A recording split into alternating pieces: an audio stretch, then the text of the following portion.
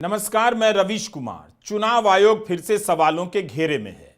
राहुल गांधी ने जो सवाल उठाए हैं उन सवालों से यह संदेह और गहराता है कि क्या पारदर्शी चुनाव व्यवस्था नाम की चीज बची भी है या नहीं। विपक्ष ने इस बार मशीन को लेकर नहीं, मतदाता सूची को लेकर सवाल पूछा है।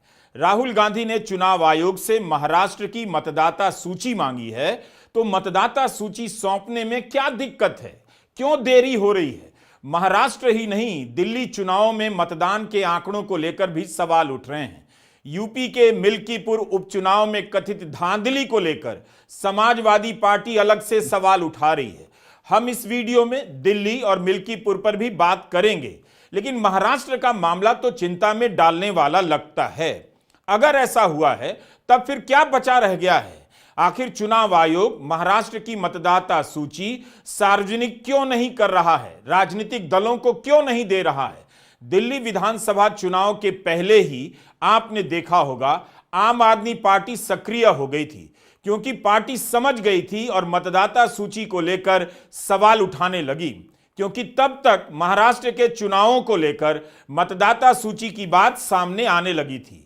आम आदमी पार्टी के नेताओं ने मतदाता सूची में नए नए नाम जोड़ने को लेकर कई तरह से सवाल उठाए और तैयारी के साथ चुनाव आयोग से शिकायत की। इसलिए हम इस वीडियो में दिल्ली की भी बात करेंगे, लेकिन महाराष्ट्र में जो खेल हुआ है उसे समझने में विपक्ष को थोड़ा समय लग गया। चुनाव के 2 महीने के बाद विपक्ष अब महाराष्ट्र को लेकर मुखर होने लगा है।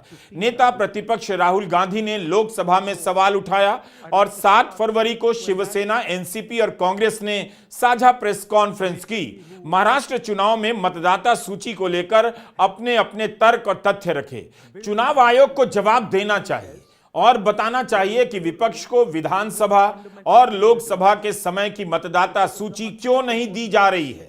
हम राहुल गांधी की प्रेस कॉन्फ्रेंस का पहला हिस्सा आपको पूरा सुनाना चाहते हैं, ताकि आप समझ सकें कि महाराष्ट्र में क्या हुआ है। मैं आज हिंदुस्तान के युवाओं को यह डेटा दिखाना चाहता हूं।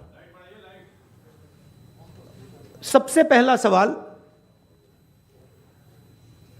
5 साल में जितने वोटर लिस्ट में ऐड किए गए थे, उससे ज्यादा वोटर महाराष्ट्र में 5 महीनों में ऐड हुए हैं।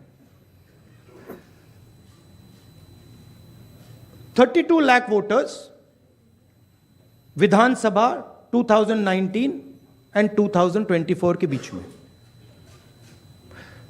39 लाख वोटर्स, मतलब हिमाचल का जो पॉपुलेशन है वो ऐड कर दिया लोकसभा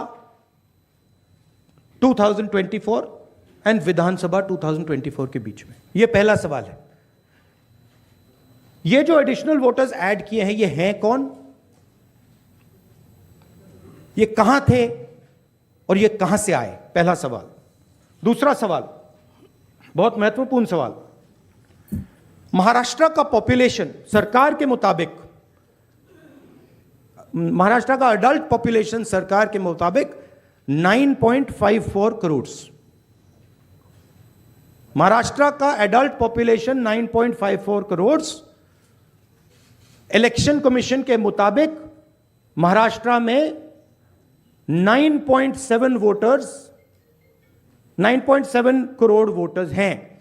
इसका मतलब इलेक्शन कमीशन कह रहा है, देश की जनता को कह रहा है, देश के युवाओं को कह रहा है कि महाराष्ट्र में एडल्ट पॉपुलेशन से ज्यादा वोटर्स हैं। यह कैसे हो सकता है? चुनाव आयोग के सामने सवालों की सूची लंबी होती जा रही है। कांग्रेस ने समय लिया, अध्ययन किया विधानसभावार मतदाता सूची का और उसके हिसाब से चुनाव आयोग से सवाल पूछे हैं। बड़ा सवाल है कि आबादी से ज्यादा महाराष्ट्र में क्या सचमुच वोटर ज्यादा हो गए? अगर ऐसा हुआ है तो यह कितना बड़ा घपला है। एक सवाल है कि विधानसभा में नए नए वोटर जुड़ते हैं और उसी के लगभग बीजेपी को वोट मिलते हैं। क्या ऐसा हुआ है? क्या यह सिर्फ बीजेपी की जीती हुई सीटों पर ही हुआ है या कैसे हो सकता है? आयोग को इसका जवाब देना चाहिए। यह एक उदाहरण है, कामठी विधानसभा। यहां पे कांग्रेस पार्टी को लोकसभा में 1.36 लाख वोट मिला है, विधानसभा में तकरीबन उतना ही वोट हमें मिला, 1.34 लाख। यह चुनाव हम जीते, लोकसभा वाला। लोकसभा के चुनाव में बीजेपी को 1.19 लाख वोट मिलता है। इस कंस्टिट्यूएंसी में 35,000 नए वोटर्स ऐड होते हैं और वो 35,000 के 35,000 वोटर सीधे बीजेपी के खाते में जाते हैं और बीजेपी चुनाव जीतती है। यह एक उदाहरण है, ऐसे महाराष्ट्र में अनेक उदाहरण हैं। हमारी कंस्टिट्यूएंसीज में, एनसीपी की कंस्टिट्यूएंसीज में, शिवसेना की कंस्टिट्यूएंसीज में हमारा वोट महाराष्ट्र में कम नहीं हुआ है, बीजेपी का वोट ज्यादा हुआ है। ये वोटर्स कहां ऐड हुए हैं? जहां पे बीजेपी की स्ट्राइक रेट 90+% है।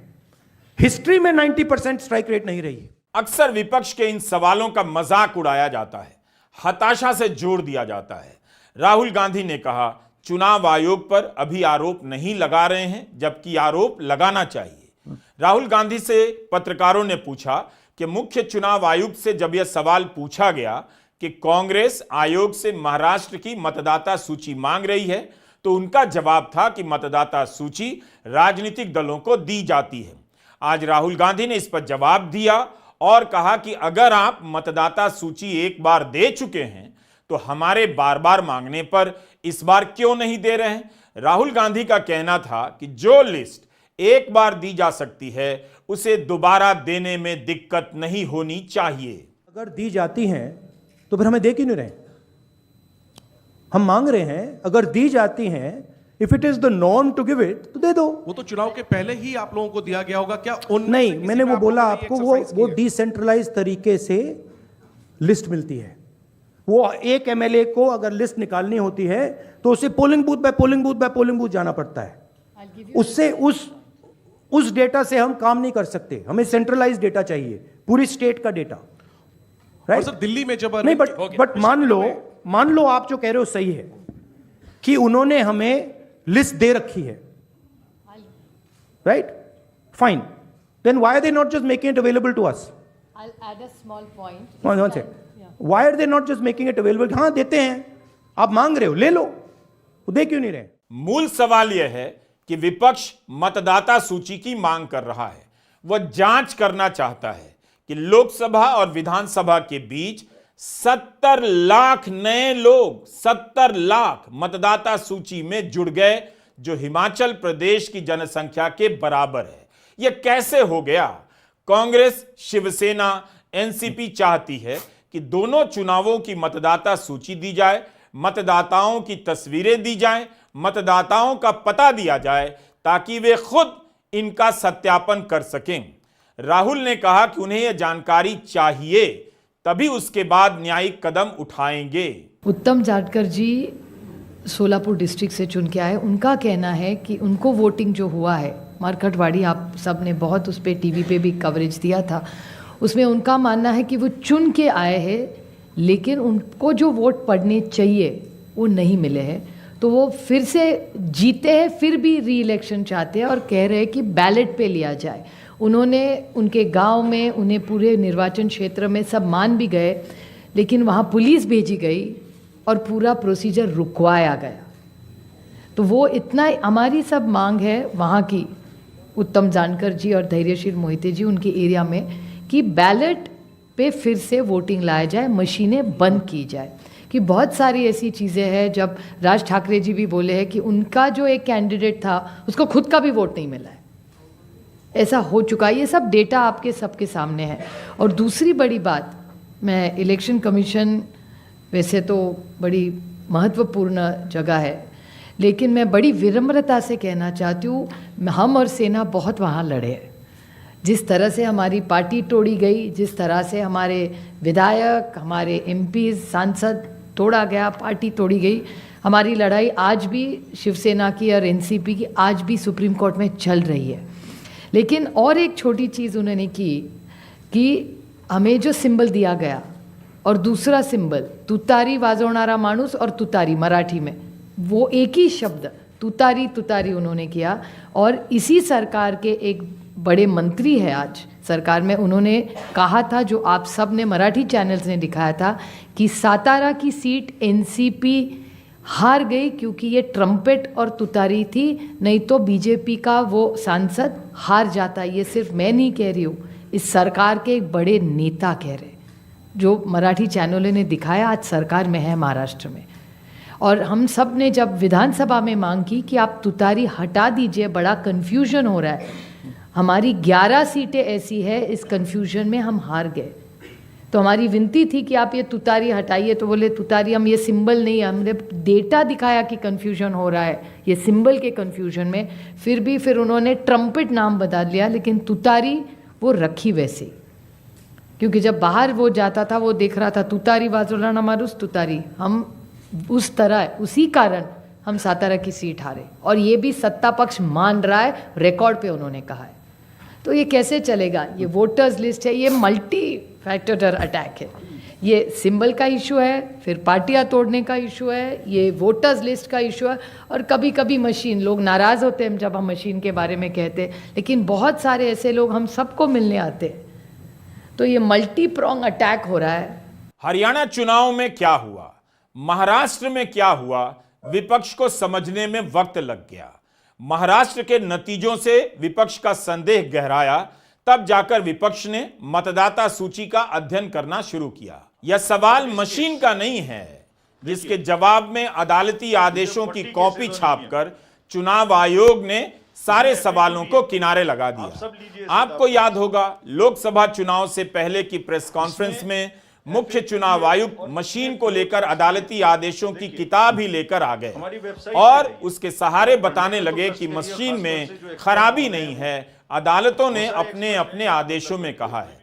लेकिन अब विपक्ष समझ गया है कि चुनाव में सेंध किसी और तरीके से लगाई जा सकती है, और वह तरीका हो सकता है मतदाता की सूची में सेंध के जरिए। महाराष्ट्र में विपक्ष सोता रहा चुनाव के समय, लेकिन दिल्ली विधानसभा चुनाव में आम आदमी पार्टी से लेकर पहले से ही सक्रिय हो गई थी। अभी तक तो सुना करते थे हरियाणा कैसे जीत गए, महाराष्ट्र कैसे जीत गए, ऐसे हुआ होगा वैसे हुआ होगा, लेकिन आज हम सबूत के साथ आपको दिखा रहे हैं कि दिल्ली के चुनाव में भारतीय जनता पार्टी क्या कर रही है। भारतीय जनता पार्टी दिल्ली में बड़े स्तर के ऊपर वोट कटवाने के लिए इलेक्शन कमीशन में एप्लीकेशन दायर कर रही है, और इलेक्शन कमीशन में चोरी छिपे इन एप्लीकेशंस के ऊपर कार्रवाई चल रही है। नई दिल्ली विधानसभा, जिसमें तकरीबन 1 लाख वोटर हैं, इस 1 लाख वोटर की विधानसभा में 15 दिसंबर और 2 जनवरी के बीच में 10,500 वोटर्स की एडिशन की एप्लीकेशन आ गई। 1 लाख वोटर और उसमें 10,000 अगर हम नए वोटर जोड़ दें, तो ये जो नए वोटर जुड़े हैं, ये तो पूरे चुनाव को उलट पलट कर देंगे। ये साफ है कि गलत तरीके से वोट काटने की साजिश हो रही है। और इसका आंकड़ा देखिए, 6,167 जो वोट हैं, ये नई दिल्ली विधानसभा के कुल 5.77% वोट हैं। यानी 10% वोट को जोड़ना, 5.5% वोट को काटना, इतने में पूरे इलेक्शन में हेर फेर करने की साजिश। क्या विपक्ष के हर आरोप को हताशा बताकर इस तरह से टाला जाएगा? मतदाता सूची के सवाल को लेकर अगर पारदर्शिता के साथ बहस नहीं होगी, जांच नहीं होगी, तब फिर क्या बचेगा? चुनाव आयोग क्यों नहीं इन संदेहों को दूर करने के लिए आगे आता है? अब तो लोकसभा का चुनाव भी नहीं है, ऐसा भी नहीं है कि दिल्ली का चुनाव कोई इतना बड़ा चुनाव है कि चुनाव आयोग व्यस्त है। मतदाता सूची को लेकर ऐसे ऐसे आरोप सामने आ रहे हैं कि अब विपक्ष के बस की बात नहीं कि हर जगह अपने कार्यकर्ता लगाकर उसकी जांच करे। आम आदमी पार्टी ने इसका प्रयास किया, मुस्तैदी दिखाई, लेकिन आयोग की तरफ से ऐसा क्या किया गया जिससे मतदाता सूची के प्रति जनता का, विपक्षी दलों का विश्वास मजबूत हो? 39 लाख वोट कहाँ से आए और कहाँ जाएंगे? अब ये 39 लाख वोट बिहार में जाएंगे। अब वो फ्लोटिंग वोट्स है, वही नाम रहेंगे, वही आधार कार्ड रहेगा, सब कुछ यही है। वो वोटर्स घूमते रहते हैं, थोड़े दिल्ली में आए हैं, महाराष्ट्र पैटर्न वहाँ भी हमने देखा, कल हम दिन भर थे 2 दिन यहाँ। अब ये 39 लाख वोट जाएंगे बिहार में, फिर बिहार से जाएंगे यूपी में। ये एक नया पैटर्न यहाँ बन गया है और यही पैटर्न से ये लोग चुनाव लड़ते भी हैं और जीतते भी हैं। इसलिए आज जो सवाल हमने राहुल जी के नेतृत्व में खड़े किया है, देश के लिए बहुत गंभीर है। अगर इस देश में डेमोक्रेसी हमको जिंदा रखनी है, पार्लियामेंट, विधानसभाएं हमको सचमुच जिंदा रखनी है, तो ये सवाल का जवाब सिर्फ हम नहीं पूछेंगे, मीडिया ने पूछना चाहिए, लोगों में जागृति आनी चाहिए। हम तो लड़ने वाले लोग हैं, हम लड़ेंगे ही, लेकिन महाराष्ट्र की जो बात है, वो कैसे जीते और हम कैसे हारे, हमको हराया गया किस प्रकार से, ये मुद्दा राहुल जी ने देश के सामने लाया है। मैं बार बार चुनाव आयोग से अपील करूंगा कि आप उठिए, कफन निकालिए, आपके ऊपर जो कफन डाल दिया है सरकार ने, उठाकर आप ये सवालों का जवाब दीजिए। दिल्ली चुनाव में गोदी मीडिया लगाकर पहले से चर्चाओं का बाजार गर्म कर दिया गया कि बीजेपी जीत रही है, जनता आम आदमी पार्टी से नाराज है, ताकि आम आदमी पार्टी का कोई भी सवाल हताशा में उठाया गया सवाल लगे कि कोई पार्टी हार रही है, इसलिए यह सवाल उठा रही है। मतदान से एक दिन पहले तक मनीष सिसोदिया आरोप लगा रहे थे और ये आरोप बेहद गंभीर थे।